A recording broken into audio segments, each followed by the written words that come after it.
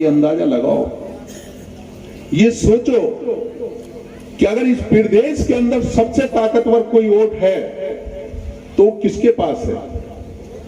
अगर कोई ताकतवर पार्टी है तो वो कौन सी पार्टी है? वो बहुजन समाज पार्टी है। आदरणीय बहन कुमारी मायावती साल हो गए, 15 करोड़ बच्चों को रोजगार मिल जाना चाहिए था। रोजगार मिलने की तो बात छोड़ दो, रोजगार छीना जा रहा है कि सारे के सारे सेक्टर बेच दिए, चाहे इंश्योरेंस कंपनी हो, चाहे रेलवे विभाग हो, चाहे आपका शिक्षा विभाग हो, चाहे आपका उद्यान यानी हवाई जहाज विभाग हो, यानी सारे के सारे विभाग बेचते जाए, इसके अंदर आ जाते हैं। आज बहुजन समाज पार्टी इसी बात की लड़ाई लड़ रही है। बहुजन समाज पार्टी कहती है कि ठीक है वो 12,000 का भोजन करे या 20,000 का करे, हमें उनके भोजन से कोई ऐतराज नहीं है। हम ये चाहते हैं कि इस देश के अंदर 12 करोड़ लोग, उनके बच्चे जो भूखे पेट सो जाते हैं, उनको भी भोजन की व्यवस्था होनी चाहिए। ये लड़ाई बहुजन समाज पार्टी से तड़फा था, जाड़े से ठिठरा था, बेहोशी की हालत में सड़क पर उल्टा पड़ा था। पलटकर देखा तो उसके सीने पे लिखा था, सारे जहां से अच्छा हिंदुस्तान हमारा सारे जहां।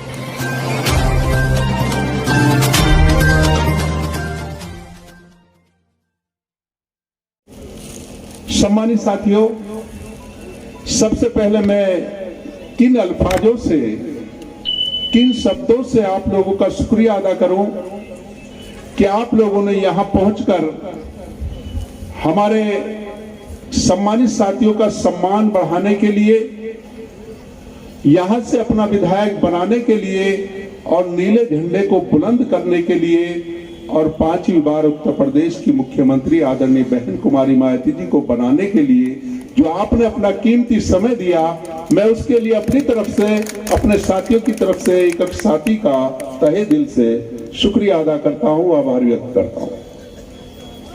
और सम्मानित साथियों, आज हम लोग आपके बीच में अपने नेता आदरणीय बहन कुमारी मायावती जी का पैगाम लेकर आए हैं। ये पैगाम ग्रामीण विधानसभा के सर्व समाज के भाइयों के लिए है और इससे पहले कि वो पैगाम मैं आपके बीच में रखूं तो थोड़ी सी बात रखूंगा। वैसे तो हमारे साथियों ने बहुत सारी बात रखी, वक्त की कमी है, लेकिन 2-4 शब्द जरूर मैं आपके बीच में रखूंगा। और सारे साथियों ने आजकल जो केंद्र प्रदेश में सरकार, उसके बारे में, बहुजन समाज पार्टी के 4 बार के शासन के बारे में, और जो आजकल हालात हैं देश के, प्रदेश के, उनके बारे में काफी जानकारी दी। लेकिन मैं भी थोड़ी सी बात रखूंगा। और सबसे पहले मैं बताना चाहूंगा आपको कि बहुजन समाज पार्टी के साथ साथ एक मिशन है और इस मिशन को इस वक्त कौन लेकर चल रहा है? इस मिशन को लेकर चल रही आदरणीय बहन कुमारी मायावती। और आदरणीय बहन कुमारी मायावती जी का बहुजन समाज पार्टी का सर्व समाज के लिए एक पैगाम है, चाहे वो हमारे दलित समाज के भाई हैं, चाहे हमारे पिछड़े समाज के भाई हैं, चाहे हमारे मुस्लिम समाज के भाई हैं, चाहे हमारे अपर कास्ट के गरीब भाई हैं, उन सबके लिए एक पैगाम है बहुजन समाज पार्टी का, आदरणीय बहन कुमारी मायावती जी का।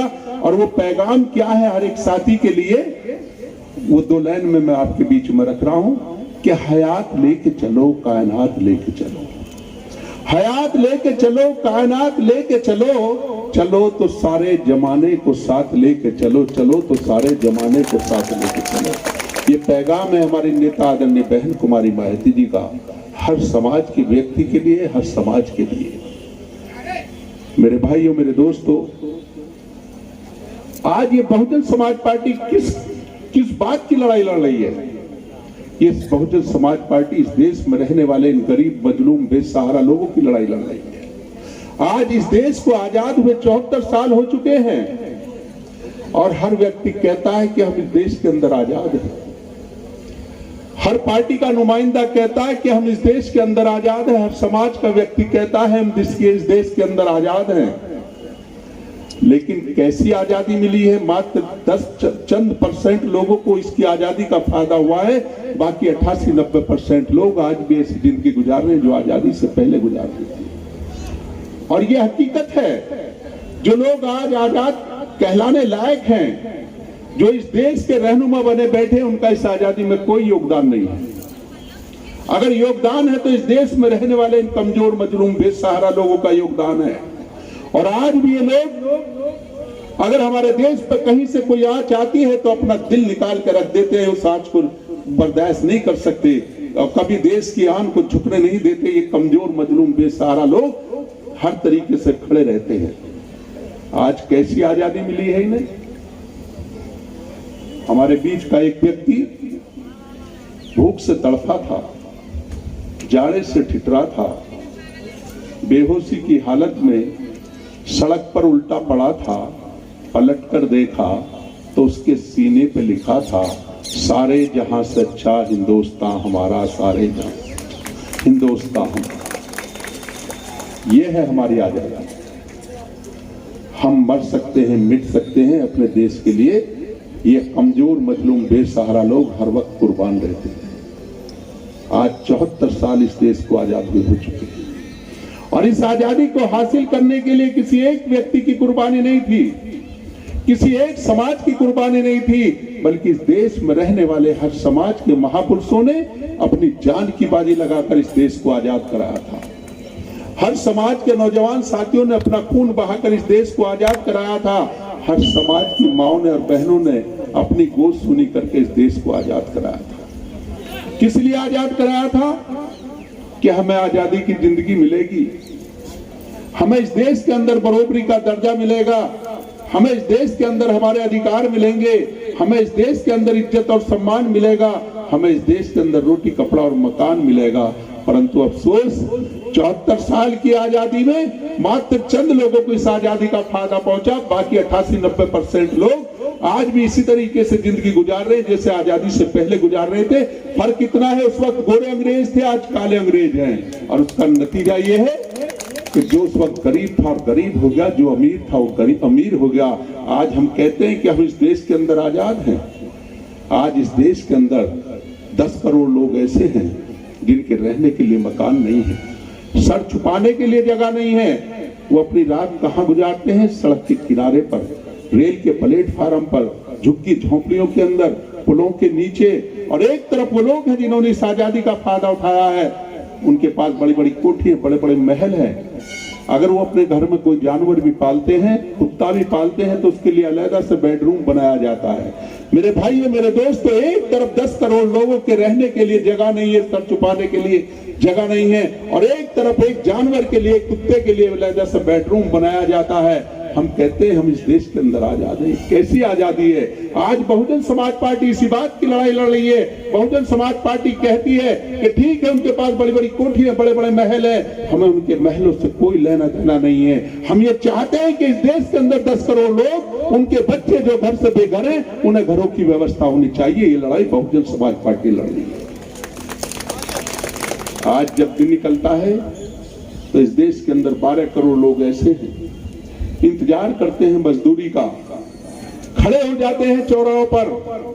अगर मजदूरी लग जाती है तो उनके बच्चों का भी पालन पोषण हो जाता है। अगर मजदूरी नहीं लगती तो बच्चे भी भूखे पेट सो जाते हैं। और एक तरफ वो लोग हैं जिन्होंने इस आजादी का फायदा उठाया। अगर एक टाइम का खाना खाते, एक टाइम का भोजन करते हैं तो 10-12 हजार रुपए का खर्च आता है। हम कहते हैं कि हम इस देश के अंदर आ जाते हैं। आज बहुजन समाज पार्टी इसी बात की लड़ाई लड़ रही है। बहुजन समाज पार्टी कहती है कि ठीक है, वो 12,000 का भोजन करे या 20,000 का करे, हमें उनके भोजन से कोई ऐतराज नहीं है। हम ये चाहते हैं कि इस देश के अंदर 12 करोड़ लोग, उनके बच्चे जो भूखे पेट सो जाते हैं, उनको भी भोजन की व्यवस्था होनी चाहिए। ये लड़ाई बहुजन समाज पार्टी लड़ रही है। आज ये बहुजन समाज पार्टी इन गरीबों की लड़ाई लड़ रही है। चाहे वो दलित समाज के गरीब हैं, चाहे पिछड़े समाज के गरीब हैं, चाहे मुस्लिम समाज के गरीब हैं, चाहे प्रकाश के गरीब भाई हैं। और मैं दावे के साथ कहता हूं, अगर ये गरीब एक दिन बहुजन समाज पार्टी के साथ जुड़ गए तो फिर प्रधान से लेकर प्रधानमंत्री तक बहुजन समाज पार्टी का होगा, इससे कोई रोक नहीं पाएगा। मेरे भाइयों, मेरे दोस्तों, क्योंकि वक्त कम है, मैं अपनी बात को शॉर्ट कर रहा हूं। क्योंकि 74 साल की आजादी में गरीब लोग पिटे हैं और हमेशा याद रखो, जिन्होंने तुम पर हुकूमत की वो तुम्हारा साथ नहीं दे सकते, क्योंकि इस देश में रहने वाले चाहे दलित है, चाहे पिछड़े हैं, चाहे मुसलमान है, चाहे अपर कास्ट के गरीब भाई हैं, ये एक दूसरे का साथ दे सकते हैं। क्यों 74 साल से सारे के सारे पिट रहे हैं, पिटा हुआ पिटे हुए का साथ दे सकता है। जो उन्होंने हुकूमत की वो तुम्हारा साथ नहीं दे सकते। और हमेशा याद रखो, कमजोर कमजोर का साथ दे सकता, कभी ताकतवर कमजोर का साथ नहीं दे सकता। गरीब गरीब का साथ दे सकता, कभी अमीर गरीब का साथ नहीं दे सकता।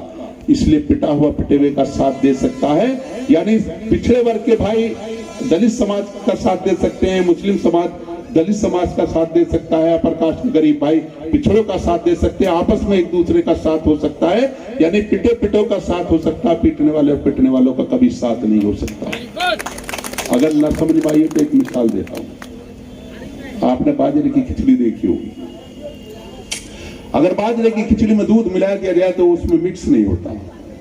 अगर उसमें मट्ठा मिला दिया जाए तो उसमें मिक्स हो जाता है। मट्ठा क्यों मिक्स हो जाता है, दूध क्यों नहीं मिक्स होता? क्योंकि बाजरे की खिचड़ी कुटी हुई होती है, दूध आता है, गर्म होकर खिचड़ी में पड़ जाता है। खिचड़ी नीचे बैठी रहती है, दूध ऊपर तैरता रहता है। आप चम्मच से उसे कितना ही भी चलाओगे, खिचड़ी नीचे बैठी रहेगी, दूध ऊपर तैरता रहेगा, उसमें मिक्स नहीं होता। मट्ठा क्यों मिक्स हो जाता है? क्योंकि बाजरे की खिचड़ी मूसल से कुटकर बनती है, तो मट्ठा भी रही से पिटकर बनता है। पिटे पिटों का मेल हो सकता, पीटने वाले और पिटने वाले का कभी मेल नहीं हो सकता। जो आज हुकूमत में बैठे हुए कभी तुम्हारा साथ नहीं दे सकते, कभी तुम्हारा उनसे मेल नहीं हो सकता। अगर मेल हो सकता है तो इस देश में रहने वाले दलितों का, पिछड़ों का, मुसलमानों का, अपर कास्ट के गरीब भाइयों का हो सकता है। और मैं दावे के साथ कहता हूं, जिस दिन ये मेल हो गया तो 5वीं बार उत्तर प्रदेश की मुख्यमंत्री आदरणीय बहन कुमारी मायावती जी को बनने से कोई रोक नहीं पाएगा।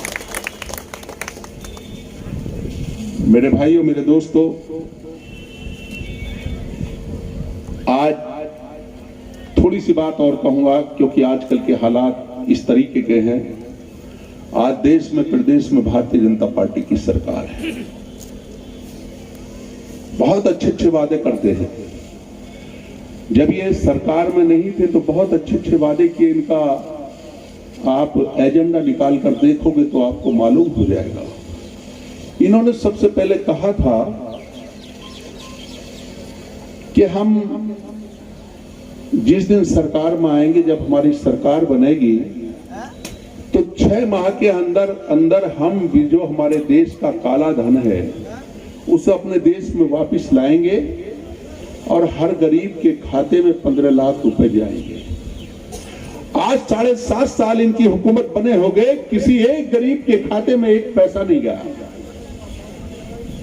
और उसके बदले में क्या हुआ? ना कोई काला धन आया, बल्कि हमारे देश का सफेद धन विजय माल्या, अंबानी जैसे लोगों के हाथों विदेशों में भेज दिया गया। हमारे देश को कंगाल कर दिया गया। आज इतनी महंगाई इसी वजह से कि हमारे देश का पैसा बाहर इन्होंने पूंजीपतियों के हाथों रख भेज दिया गया।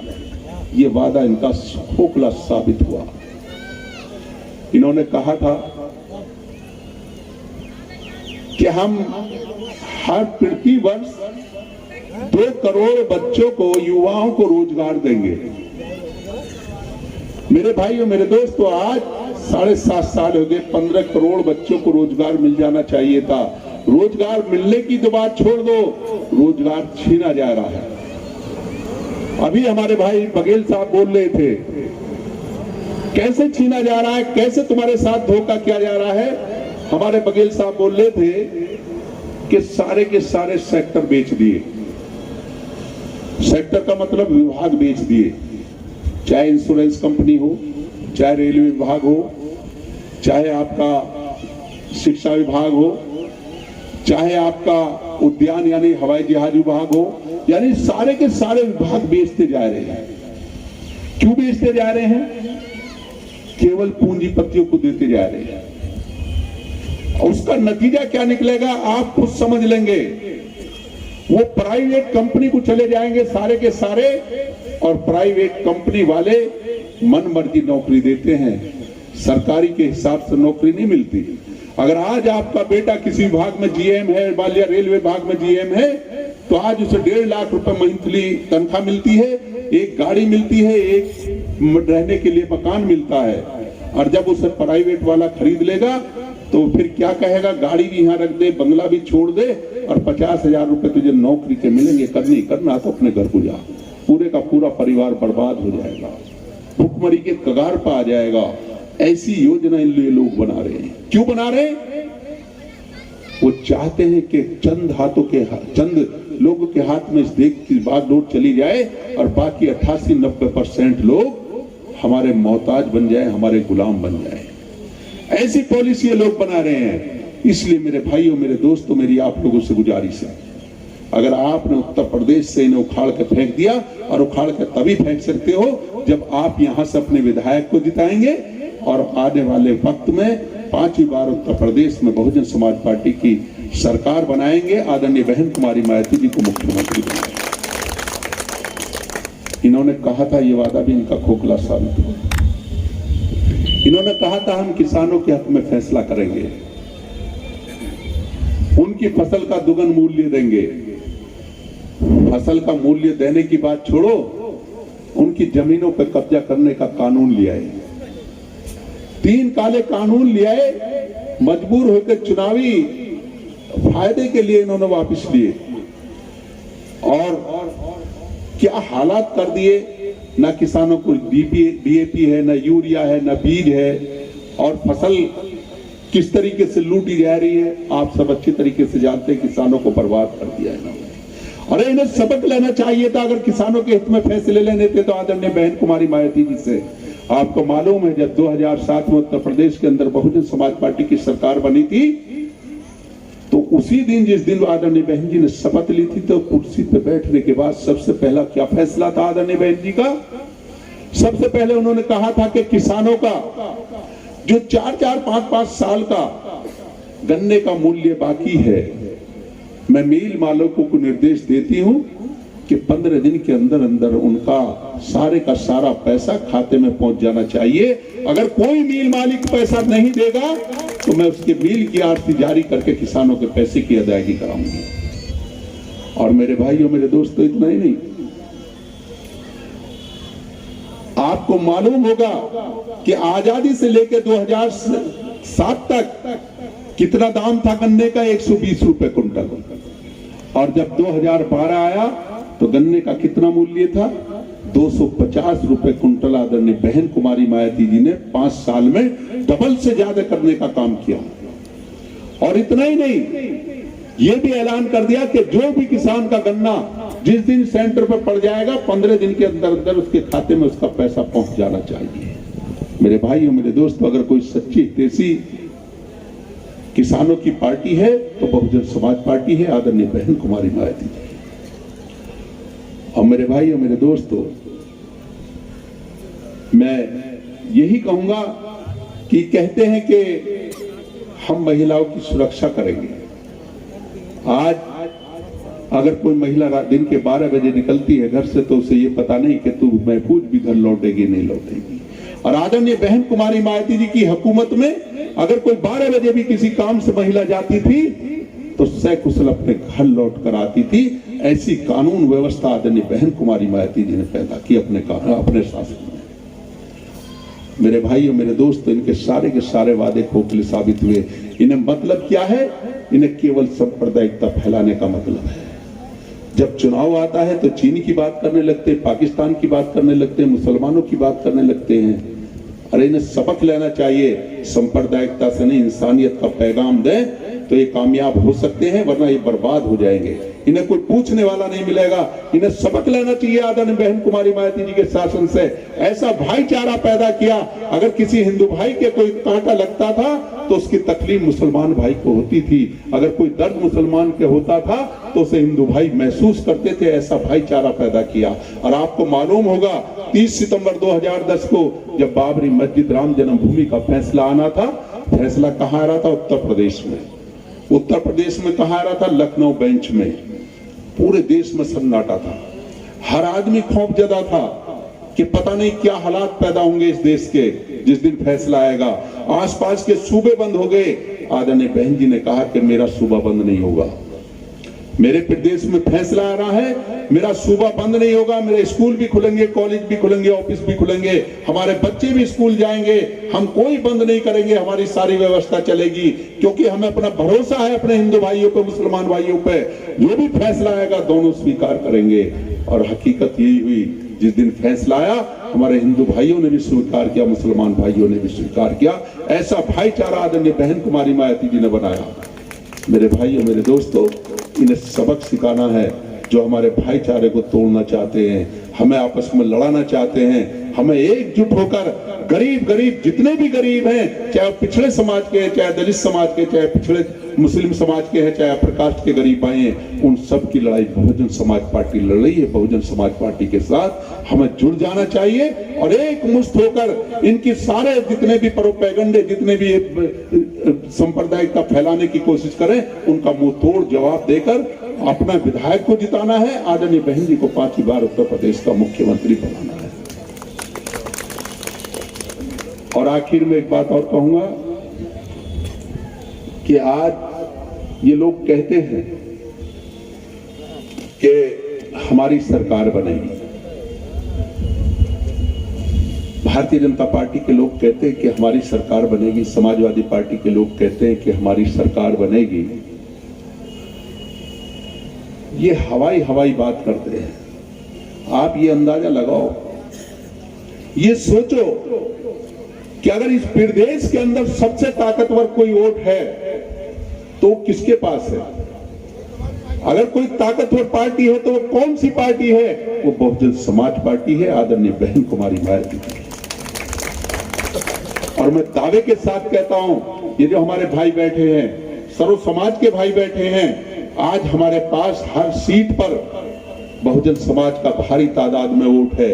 अगर थोड़ा हमारे मुसलमान भाइयों ने, पिछड़े समाज के भाइयों ने, अपर कास्ट के भाइयों ने थोड़ा अपना वोट मिला दिया तो भारतीय जनता पार्टी या समाजवादी पार्टी के कैंडिडेटों की जमानत जब्त होगी और 300 से ज्यादा सीट बहुजन समाज पार्टी की निकलेगी, जिसे कोई रोक नहीं पाएगा। उसी भी पार्टी का रिकॉर्ड उठाकर देख लो, इतना ताकतवर कोई पार्टी नहीं है जितनी ताकतवर बहुजन समाज पार्टी है। ये जो मगरूरियत की बात कर रहे हैं ना, इनकी मगरूरियत को तोड़ दो आप। और ये मगरूरियत कब टूटेगी? क्योंकि तुम पिट के लचीले होगे, तुम्हारा कुछ बिगड़ने वाला नहीं है। जिस दिन वोट पड़ेंगी तो तुम्हारी ऐसी आंधी चलनी चाहिए, जो मगरूरियत की बात कर रहे हैं ये पटकनी खा जाए। एक शेर पढ़ के अपनी बात को, जो असली मकसद है, उसकी तरफ ले जाऊंगा कि आंधियां मगरूर दरख्तों को पटक जाएंगी। जिस दिन आपकी वोटों की आंधी चलेगी, जो मगरूरियत की बात कर रहे हैं, उस दिन पटकनी खा जाएंगे। आंधियां मगरूर दरख्तों को पटक जाएंगी, वही साख बचेगी जो लचक जाएगी, वो बस वो साख है बहुजन समाज पार्टी और आप। मेरे भाइयों, मेरे दोस्तों, आज हम आपके बीच में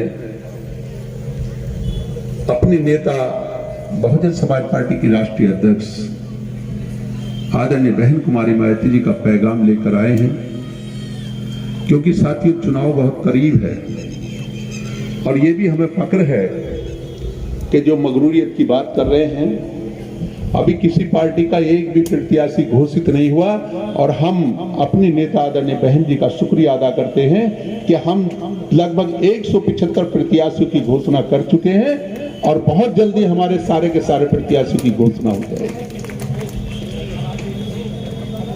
तो हम पैगाम लेकर आए हैं इस विधानसभा से, यानी ग्रामीण विधानसभा से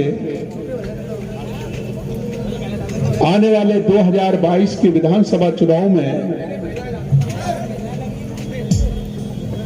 इस विधानसभा से आपके हरदिल अजीज ऐसी साथी जो गरीबों के बीच में हमेशा रही, सामाजिक कार्य किए,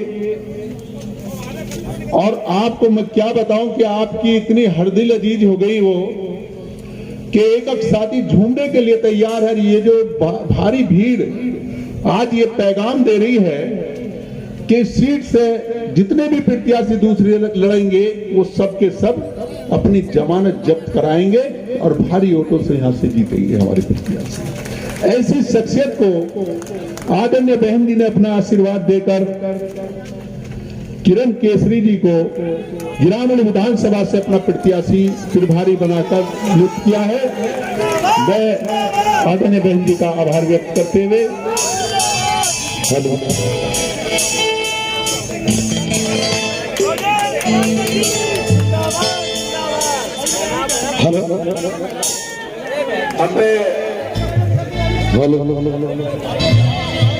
अब मैं सभी पार्टी के जिम्मेदार साथियों से, इस विधानसभा के संगठन के साथियों से और सर्व समाज के सभी बहुजन समाज पार्टी के समर्थकों से निवेदन करूंगा कि वो आज के बाद एक किरण केसरी बनकर पूरे क्षेत्र में यहां से भारी वोटों से ने जिताकर भेजें और 5 बार उत्तर प्रदेश की मुख्यमंत्री आदरणीय बहन कुमारी मायावती जी को बनाए।